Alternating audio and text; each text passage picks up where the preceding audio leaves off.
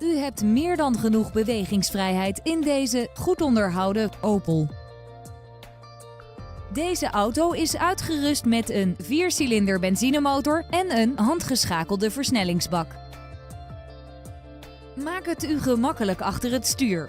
Alle voorzieningen zijn aanwezig om uw rit veilig en comfortabel te maken. Dankzij veiligheidsvoorzieningen als actieve hoofdsteunen, ESP en gordijnairbags bent u steeds veilig onderweg. Nieuwsgierig geworden? Neem snel contact met ons op om een afspraak te maken.